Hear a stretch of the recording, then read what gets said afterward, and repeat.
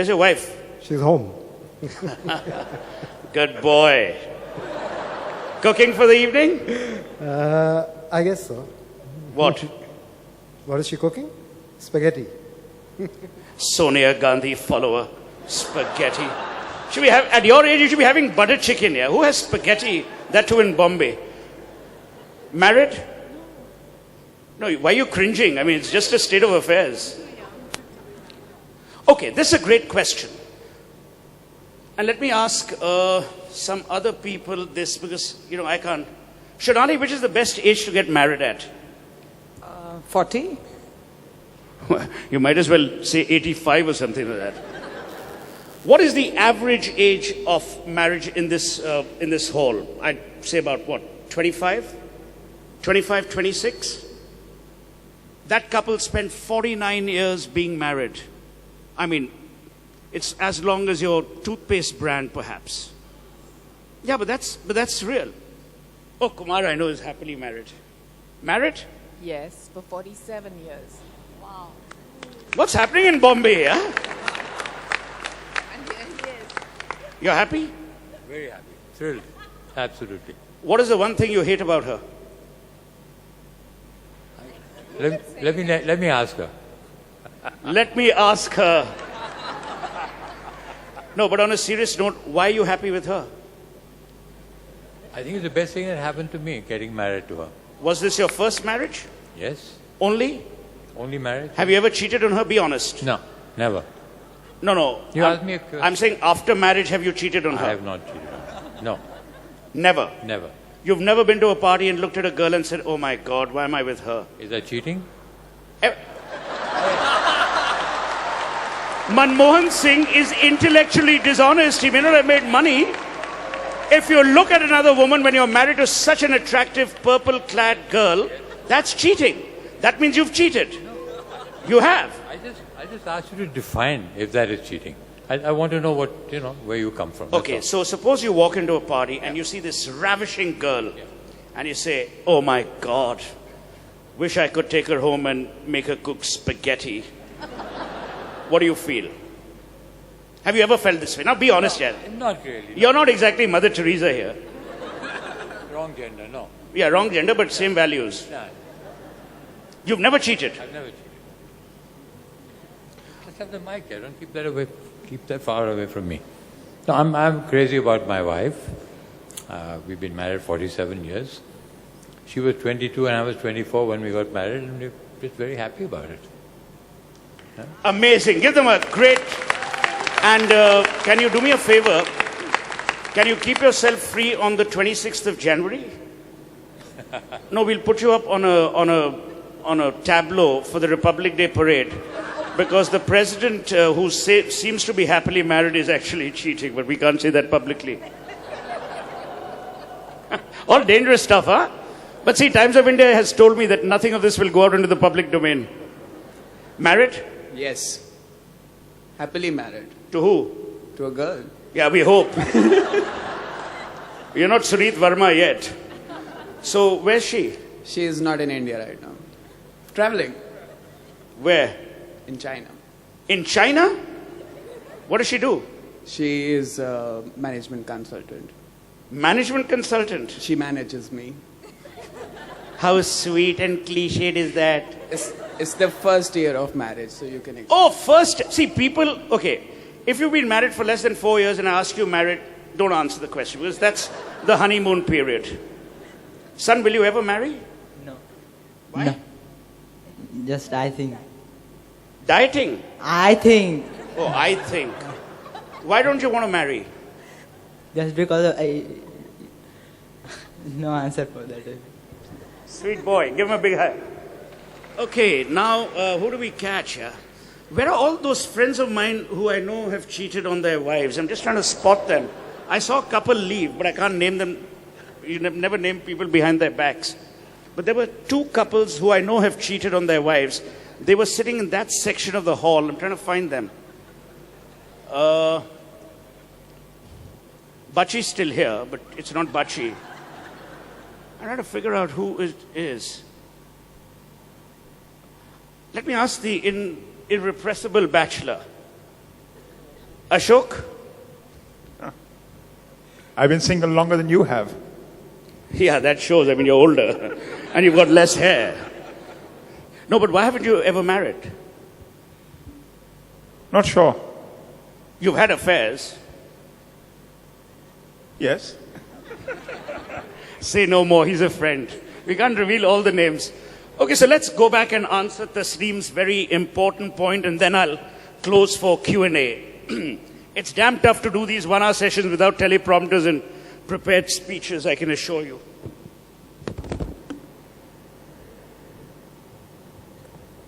So I think the question that Tasneem asked, very rightly so, was about love. Being single prevents you from making that cardinal mistake of falling in love. You never fall in love because it's damn difficult to fall out of it, and plus it's a nightmare. Because, you know, love requires an even extra amount of effort in being nice and being gooey and being mushy. So the trick is, never use the 3-word phrase, I love you. But always use love in a Renan Martin sense. Say, I love this quality about you. I love the fact that you love coming to see plays. I love the way you look today. But never, I love you. Women catch on to it instantly. It's then deep decline from thereafter. Have I ever been in love? Almost every day. In a very genuine sense. Because I genuinely believe that if you're in a relationship, you like someone, I'm very emotional and I kind of fall in love immediately. So I've fallen in love with, you know, television panelists. I've fallen in love with, you know, people I've seen in the audience. I've fallen in love with people I see at Lodi Gardens, but never say it. Some things are best left silent. Some things are also best left for interpretation. Now, here's an observation that you should reflect on. Whoever I asked the question, have you been married? And they said yes. And I said, are you happy? They said yes. Not one person other than him, and he will suffer in due course, not one person said, I love my wife. Think about it. Not one person used the word love. So when you don't use the word love as married people, why should we guys again be holding your cross? We've got enough of our own burdens. So love, to my mind, is antiquated. It belongs to the Bhauji Lord Museum. It doesn't belong to the Times of India Literary Carnival. Certainly doesn't. I will end by thanking Bachi and Namitha, thanking each one of you for a splendid evening. I'm now open to all kinds of questions and shoot away. Thank you so much.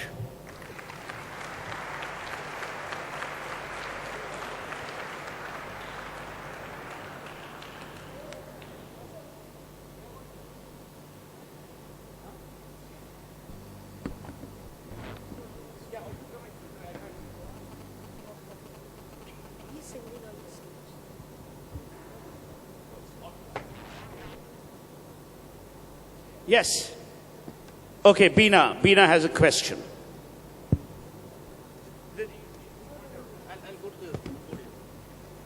Okay, here's my response, which can also be treated as a question to what you were just saying.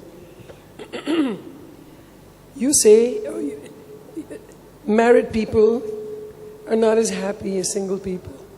Did you ever consider that people can be married and they have experienced singledom before they marry? I'm in a second marriage with my husband George, and we treat each other as single individuals. We've been married almost 20 years, we've never cheated. We're very happy. We spend time apart as we did when we were single, and we spend time together as we're dating. So there is that formula available if you want to use it.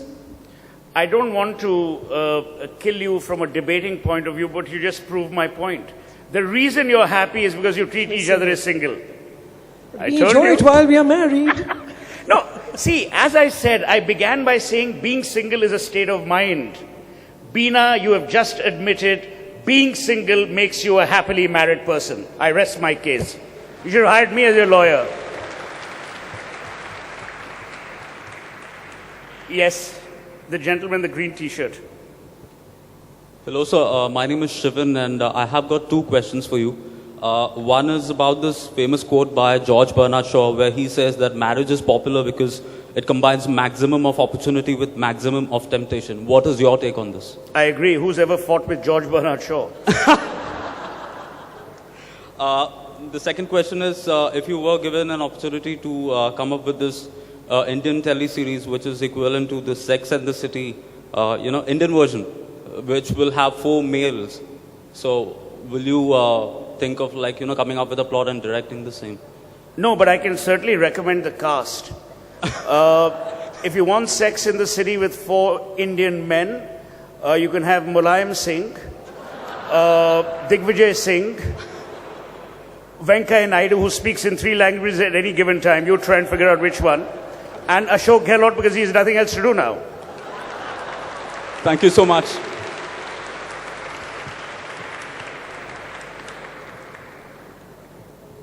Yes, the much happier lady now.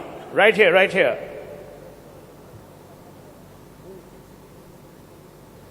Give it either, yeah. We respect all women. Okay. You're taking as much time to decide as Manmohan Singh does. Do you think the art of courting and chivalry is dead in India? Not as far as I'm concerned.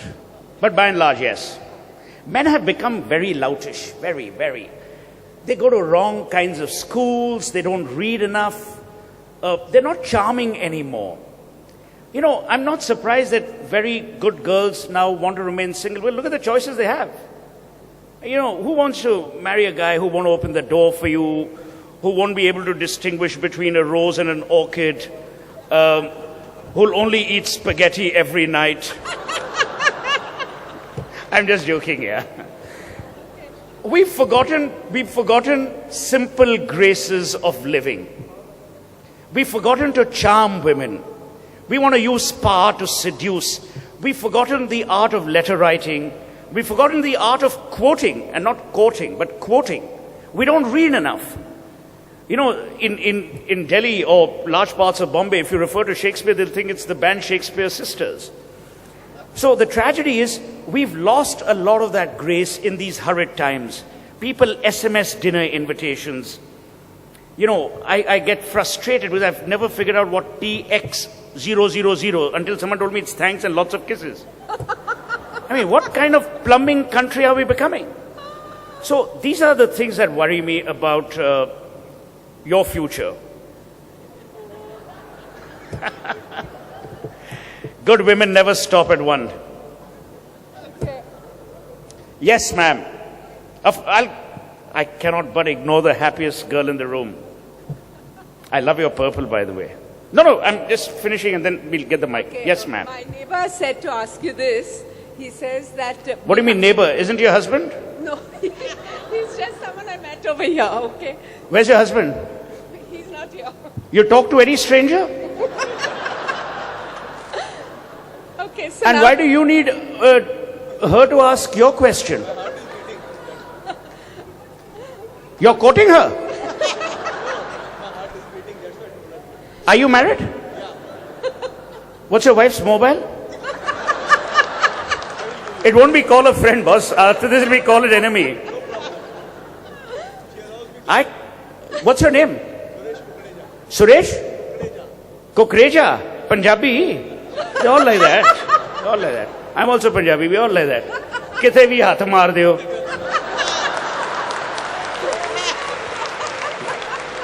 Okay.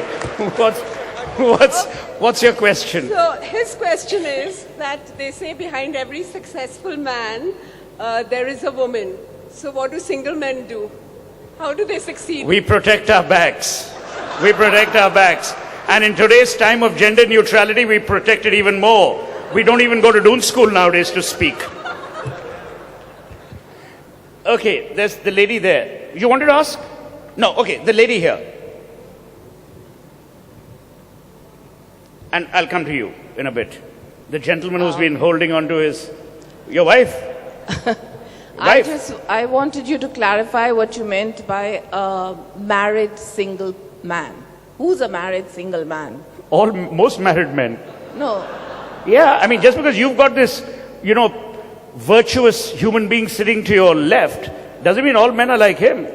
But you mean somebody who's married and flirts, or somebody who's married and Flirts? divorced? Which country are you living in?